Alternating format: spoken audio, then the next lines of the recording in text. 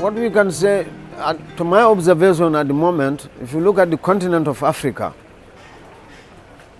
respect for human rights has increased just slightly, but it is still not prevalent. We still have rare cases whereby people have been arrested, people are being disappearing, and then so there are so many cases of such in many parts of Africa. We have seen how some Africans are migrating, intending to migrate to Europe. The suffering they went through the Sahara, Egypt, Morocco and Tunisia, not to talk about Libya, how they, the suffering they always went through, their rights are always being violated. So in Africa here, still now we need to do a lot to respect the rights of the people.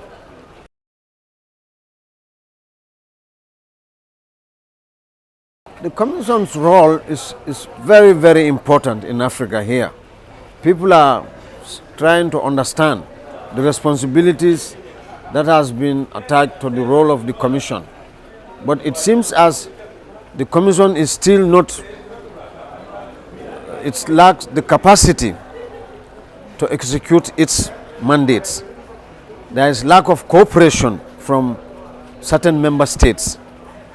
The protocols, the conventions are in place, but to execute them on the ground is always a difficulty. So the vast majority of Africans are not benefiting from these institutions as far as my observation is concerned. So, but it's a very strong institution. It stands on the right footing, and the prospects are good, but they still have a lot to do to fulfill their mandate. They still need to meet the expectations of the African people. This is how I am seeing it.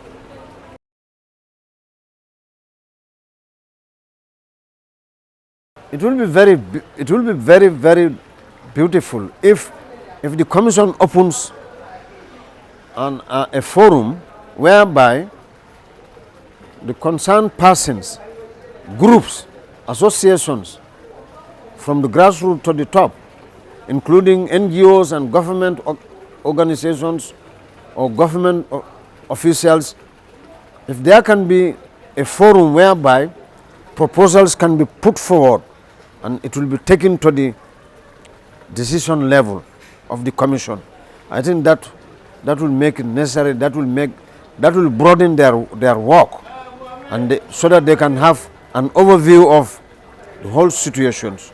But at the moment, it seems that vast majority of Africans do not have access to the leadership of the Commission, especially the people of the lower class, and these are mostly the victims. The victims are not only politicians or the religious leaders. Even the innocent layman can suffer from the violations of human rights. Like when you arrest a politician, the dependents suffer. You arrest one individual, but the dependents, his family backgrounds, he's the breadwinner of that family. Can you imagine the suffering that family will go through? A family of 10 people, only one breadwinner, and you arrest that breadwinner, or you disappear him without seeing. So it means the consequences is far more serious than what is seen. The arrest of the detainee person is well known, but the repercussions is not well noted. That's where I see it. So what the Commission can do is to labor more on how respect for human rights can be respected, how various governments can implement, how can they execute these conventions to the benefits of all.